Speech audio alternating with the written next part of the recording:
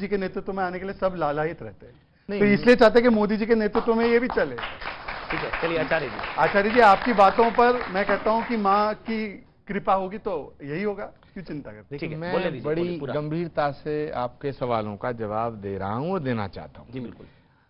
टिप्पणियां तो मैं इन पे कितनी कर सकता हूं, ये मुझ पे कितनी कर सकते हैं, वो विषय नहीं है। विषय है ये देश के भविष्य का सवाल है। तो देश के भविष्य का जब सवाल होता है तो गंभीरता लानी चाहिए। मेरा निवेदन ये है इनसे कि बिल्कुल ठीक है, हम पूरी ताकत से आपका समर्थन कर रहे हैं इस पे। ये जो सवाल उठा कि अभी कर्नाटक में अभी चुनाव हुआ है, हिमाचल में अभी चुनाव हुआ, क्या होगा, ऐसे उत्तर प्रदेश का क्या करोगे, तो कोई बात नहीं है, 2-4 राज्यों का गला घोंटा जा सकता है, दोबारा चुनाव किया जा सकता है, और वो भी जहां जहां हमारी सरकार है उसको तो वैसे ही तोड़ फोड़ करने के चक्कर में लगे।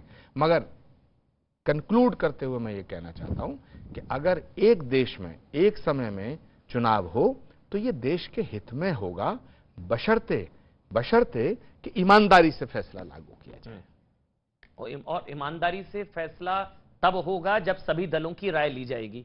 और ईमानदारी हमारी देखने में तो ऐसा किया जाएगा कि राय ली जाएगी, ठीक, बात की जाएगी, कमेटियां बनेंगी। मतलब ईमानदारी से तब तो नहीं होगा जब आप जीतेंगे तो ईमानदारी, और हार गए तो फिर ईमानदारी वो विषय नहीं है। विषय ये है कि ये जो कॉन्वर्सेशन और संवाद का बहाना, संवाद, ये तो दिखावा है। फैसला तो लिया जा चुका है, फैसला ले, तो अब तक क्यों नहीं लिया? 18 में आई थी लॉ कमीशन की रिपोर्ट। नहीं, लॉ कमीशन होता क्या है? नहीं, लॉ कमीशन हमारे लिए लॉ कमीशन बहुत इंपॉर्टेंट है, मोदी जी के लिए थोड़ी लॉ कमीशन कुछ नहीं होता। उसमें राय क्यों दी थी समाजवादी पार्टी ने? लॉ कमीशन, इलेक्शन कमीशन, सुनो NHRCC, ये जितने कमीशन हैं, जी, ये कांग्रेस के लिए बहुत इंपॉर्टेंट है, समाजवादी के लिए बहुत इंपॉर्टेंट है, रीजनल पार्टीज के लिए बहुत इंपॉर्टेंट है, लेकिन अपार महाशक्तिशाली हमारे देश के प्रधानमंत्री जी के लिए कुछ मायने नहीं रखते। ये तो वो है भुनगे टाइप, मच्छर मक्खी टाइप। अच्छा, मच्छर मक्खी। ये फैसला हो चुका है, मच्छर मक्खी, ठीक है। फैसला हो चुका है। नवल जी, एक देश एक चुनाव सैद्धांतिक रूप से सही या नहीं?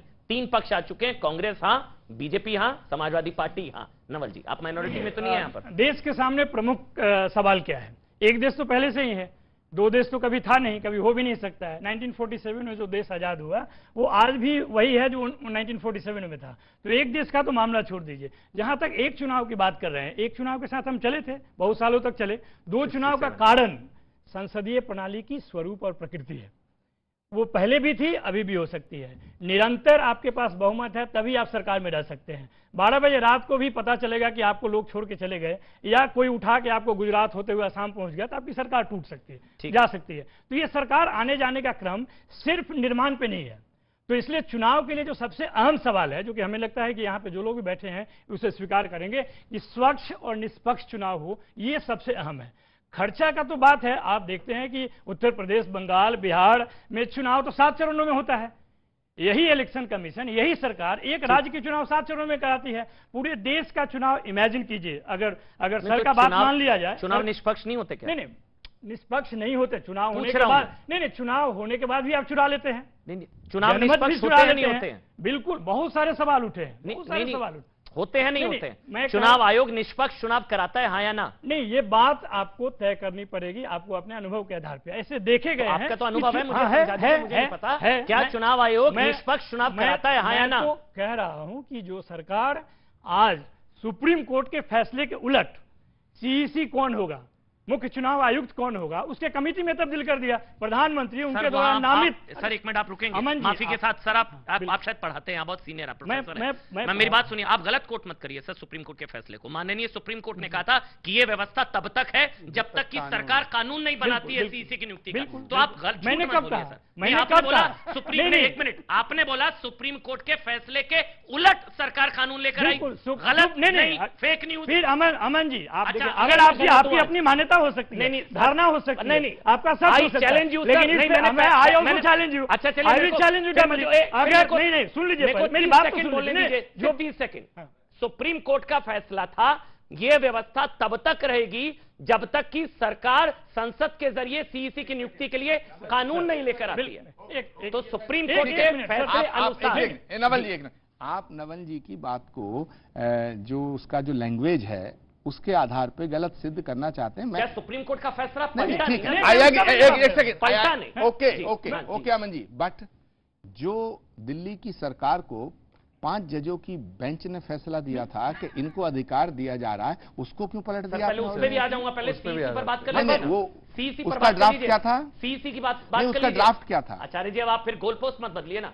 सीईसी पर आज चैलेंज उस आप पर भी बता दीजिए। सुप्रीम कोर्ट का आदेश पढ़ने से पूरा। मैं आपको बता रहा हूं सर्वोच्च न्यायालय संविधान का सबसे प्रमुख व्याख्याता है, इसमें आपको कोई डाउट नहीं है। जब उसने ये बात बोली कि चीफ इलेक्शन कमीशन का चुनाव करते समय जो 3 लोग रहेंगे, प्रधानमंत्री, लीडर ऑफ अपोजिशन और चीफ जस्टिस, ये कोई भी देश का आदमी इसके निर्णय को सवाल नहीं खड़ा कर सकता है कि 3 अलग अलग विधा से आ सकते हैं। निष्पक्ष होने की संपूर्ण संभावना है। आप बताइए कि उसका रिप्लेसमेंट क्या है? प्रधानमंत्री के द्वारा नामित एक मंत्री और leader of opposition. Always in any circumstances जो प्रधानमंत्री चाहेंगे वही होगा। इससे आपको सहमत है या नहीं? बिल्कुल मैं सहमत हूं, आपकी इस बात से सहमत हूं नवल जी। मैं यही बात कहना चाहता था। ये कहना गलत होगा, ये कहना फैक्चुअली रॉन्ग होगा कि सुप्रीम कोर्ट के फैसले को पलटते हुए सरकार कानून लेकर आई। देखिए आप, क्योंकि आपकी बात का वजन बदनाम करना चाहते हैं, जो आपकी बात का वजन है नवल जी। नहीं नवल जी, देखिए बदनाम करने का आदत अगर आपको है तो कर सकते हैं। नवल जी आपकी बात का वजन है, यहाँ जो लोग सुन रहे हैं वो आपकी बात का वजन है। मैं अपने बात का इससे पहले जो व्यवस्था थी उसमें भी सीजीआई नहीं, सिर्फ ये सुन लीजिए पहले, मैं सिर्फ ये कहना चाहता हूँ कि जिसकी मंशा संवैधानिक संस्थागत तरीके से चुराने की हो, चुनी हुई सरकार के चुराए अनेकों उदाहरण है। वह जब ये बात कहता है कि 1 इलेक्शन 1 नेशन 1 इलेक्शन, तो लगता है कि संपूर्ण लूटने की जो उसकी मंशा है उसमें छिपी हुई। देखिए अब शहजाद आपसे तीनों का, मेरे ख्याल से भाटी जी का भी, आचार्य जी का भी और नवल जी का भी एक निचोड़ ये है कि इस आइडिया से, विचार से समस्या नहीं है, आपकी नीयत में प्रॉब्लम लगती है कि आप इसके जरिए भी कुछ जो है तोड़ मरोड़ करके और फिर जो है, मतलब आपकी नीयत में प्रॉब्लम है, विचार में प्रॉब्लम नहीं है। ठीक है ना? बोलिए आप शहजाद पूनावाला। नहीं ये तो पहले था भी। अब देखिए अब बोलने देते हैं, अब शहजाद ने ये क्या तरीका है? हर डिबेट में ये भी नवल जी वो आपके बीच में नहीं बोल रहा, यहाँ पर हर कोई एक बात में बोलेगा। बोलूंगा बीच में क्यों ठीक है शहजाद बोल दूं? हाँ, विचार में नहीं, नियत में प्रॉब्लम है। इन्होंने कहा कि इनको आइडिया से कोई प्रॉब्लम नहीं, नियत से प्रॉब्लम है।